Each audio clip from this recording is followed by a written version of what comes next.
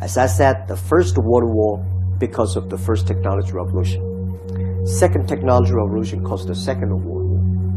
And this is the third technology revolution we're coming.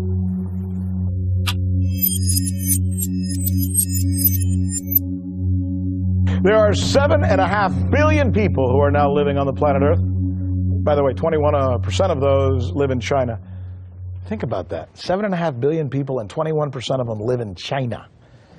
Now, you know how many of those 7.5 billion people have cell phones? 5 billion.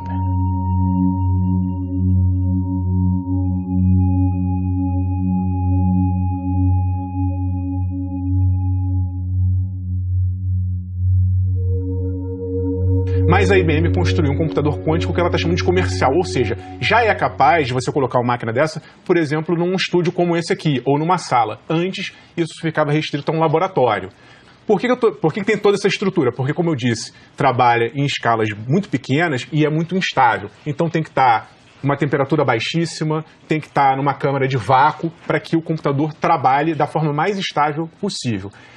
É um super avanço. A gente, nós aqui, seres humanos comuns, vamos demorar um pouquinho para receber os efeitos disso, mas quem trabalha, por exemplo, na área de saúde, pesquisa, na área de mercado de capitais, tudo que a gente chama de Big Data, de superprocessamento de informação, até na área, por exemplo, a gente estava falando de segurança, você começa a analisar dados de uma maneira muito volumosa e muito rápida. Esse tipo de computador vai revolucionar a nossa vida. Daniel tells us, in fact, in Daniel chapter 12, he tells us that one of the signs of the time of the end, as he referred to it, would be when knowledge shall increase. And it's interesting because the word increase is in what's called the imperfect mood, and what it means is to increase exponentially. It's not just that knowledge is growing, but it's begun to grow at a rate unparalleled in the history of the world. So that knowledge doubles once every 100 years until 1950 or World War II, well, knowledge began to double every 25 years.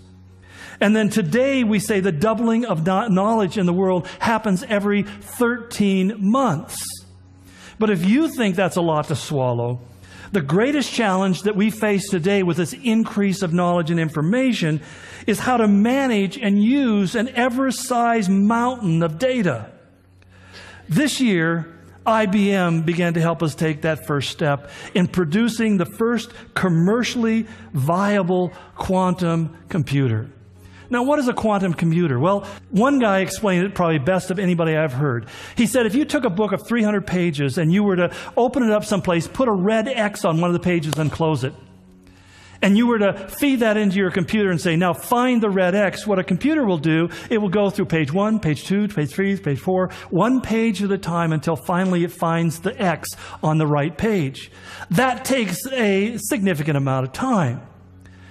But what a quantum computer does is it looks at all 300 pages instantaneously, and like that, will give you the answer. Você pode não entender o que ele está falando, mas o que ele está segurando deve mudar a sua experiência com os smartphones. É um chip de celular de quinta geração, o 5G, chegando para substituir o 4G existente hoje. E a apresentação foi feita em mandarim, porque esse é o chip 5G da chinesa Huawei, a maior fabricante de equipamentos de telecomunicação do mundo e uma das participantes de uma batalha gigantesca e bilionária em torno da nova tecnologia. Mas antes de falar da guerra, é preciso explicar o que o 5G significa. A tecnologia é cerca de 20 vezes mais rápida do que o atual 4G. Baixar filmes, séries, novelas, em vez de levar minutos, vai demorar segundos. Tanta capacidade deve revolucionar mercados como o de carros autônomos, jogos de videogame, realidade virtual, inteligência artificial. Em cidades cada vez mais automatizadas, com câmeras, sensores e computadores controlando tudo, o 5G vai ser o sistema nervoso central. Estados Unidos e China acreditam que quem dominar o 5G vai ter uma enorme vantagem econômica, militar, de inteligência e disputam para saber quem vai mandar nesse mercado. A Huawei avança rapidamente, já tem 30 contratos para construir redes 5G ao redor do mundo. Não aqui nos Estados Unidos e não onde os americanos conseguirem evitar. Os Estados Unidos pressionam aliados a proibir as redes 5G da gigante oriental, alegam que os aparelhos poderiam ser usados para espionagem. Os primeiros celulares 5G devem começar a chegar ainda em 2019. E sim, quem quiser vivenciar tanta velocidade e potência vai ter que comprar um aparelho novo, porque, afinal, essa batalha também é pelo seu dinheiro. Not only is the quantum thousands of times faster than a silicon-based computer, but it's absolutely necessary for creating the Internet of Things. And when the Internet of Things becomes online, and what that means is that everything in your world will have a radio frequency ID or a chip in it. But when this comes online, you know what they say? That the rate of knowledge increase will double every 12 hours. All of this is leading to the development of far more complex algorithms. And what an algorithm is, if you're not familiar with the terminology, is basically a formula that decides how information should be sorted. They write different algorithms for different reasons. And basically, what an algorithm does is it places a value on certain pieces of information and discards the things that aren't value. So like when the Chinese are doing today with their social credit score, they have algorithms that go through all of the social media of people in China, and they sort through it looking for various words and comments and so forth to decide whether they are a valuable citizen or an invaluable or disvalued citizen.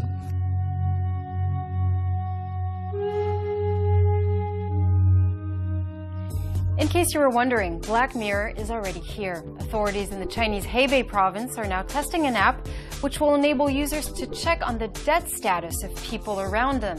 It's part of China's social credit score system, a policy that's raising ethical and privacy concerns. But basically, it's going to sort and value the data that's derived from not the Internet of Things, but will be in line, increasingly this term is showing up, the Internet of Everything. And they mean it in the most ubiquitous way. Everything will have a reference to it that can be tracked. When everything from your clothing to your house to your work, your transportation will be tracked through the RFID chips that are implanted within them. Now, this creates some real problems because, you see, RFID chips don't have a way of generating very much electricity so that to broadcast the information. So to get the information, to retrieve it, you have to have a scanning system, much like you have in the store. When you scan on that bar, it automatically identifies that barcode with whatever it is you're buying, and Lord willing, it'll bring up the correct price. But the whole point is that this is the weakness. You have to bring the object to the scanner in order to be able to pull off the information. And that's where we come into edge computing that can draw from the cloud, which can store an unlimited amount of data. And it's going to be transmitted to us on 5G networks. An intense debate is underway over the benefits and drawbacks of human microchips. They're already used to identify ranch animals and pets. But the practice of implanting chips in people is also on the rise. Those who embrace the idea say they see it as a way to take back control of their personal data. But others are worried about how that data could be used. You see, this requires digital devices. And currently, today, there are 10 billion with a B, 10 billion digital devices on planet Earth. Wow, impressive. By 2020, next year, there will be between 50 and 60 billion digital devices on the planet. And by the year 2030, 99% of all things on the planet will be connected to the internet. 99%, not just devices, 99% of stuff.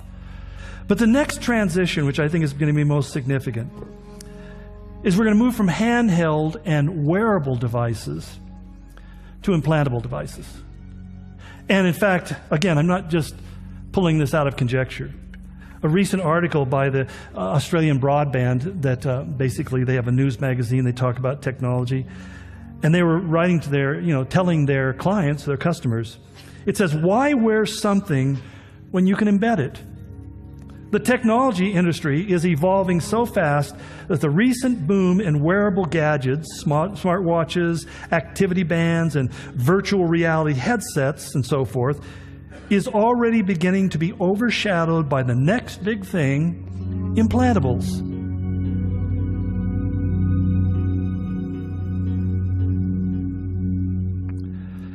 But the next generation of devices will be incredibly personal.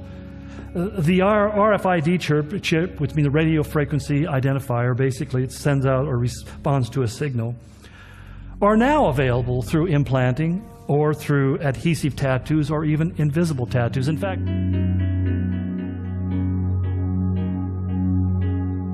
fact, we really need to be more concerned by what is exactly the mark and what is it designed to represent. So let's begin with that by taking the word that's translated the mark. It's a Greek word, charagma, which simply is defined in most Greek lexicons as being a scratch, an etching, an engraving, a stamp, an imprint, a mark like a tattoo.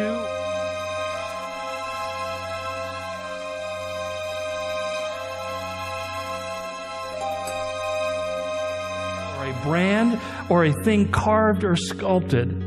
In other words, it's something that is done with a sharp point that engraves itself on the one who receives it.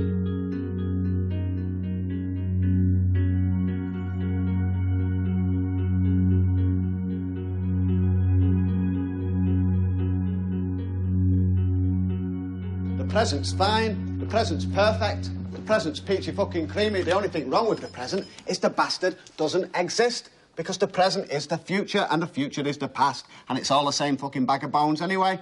It's a constant process of coming into being and passing away, coming into being and passing away. The future is now. But the present does exist. We're in it now. You were just then when you said it, but you're not in it now. You're not in it now. You're not in it now. You've forever been kicked up the arse by the future. You with me? That's what I mean. You see, I'm in the present. But I'm not in the present. I'm in the future. Exactly. Has nobody not told you, Brian, that you've got this kind of gleeful preoccupation with the future? I wouldn't even mind, but you don't even have a fucking future. I don't have a future. Nobody has a future. The party's over. Take a look around you, man. It's all breaking up. Are you not familiar with the book of Revelations of St. John, the final book of the Bible, prophesying the apocalypse? Yes, as it happens, I'm familiar with all the books of the Bible. I'm very happy for you. He forced everyone to receive a mark on his right hand or on his forehead so that no one shall be able to buy or sell unless he has the mark, which is the name of the beast or the number of his name, and the number of the beast is 666. I know about it. Great. I know about Nostradamus. Nostradamus talked about 3 brothers. Now, did he mean the Kennedy brothers, or was he talking about 3 bits of the Soviet Union? You see, you just can't tell. Fuck Nostradamus. I'm not talking about Nostradamus, a Mother Shipton, a Russell Grant, a Mystic fucking Meg. I'm talking about the holy fucking book. What can such a specific prophecy mean? What is the mark? Well, the mark, Brian, is the barcode, the ubiquitous barcode that you'll find on every bog roll, on every packet of Johnnies, and every poxy pork pie. And every fucking barcode is divided into 2 parts by 3 markers. And those 3 markers are always represented by the number 6. 6, 6, 6. Now, what does it say? No one shall be able to buy or sell without that mark. And now, what they're planning to do in order to eradicate all credit card fraud and in order to precipitate a totally cashless society, what they're planning to do, what they've already tested on the American troops, they're going to subcutaneously laser tattoo that mark onto your right hand or onto your forehead. They're going to replace plastic with flesh. Fact.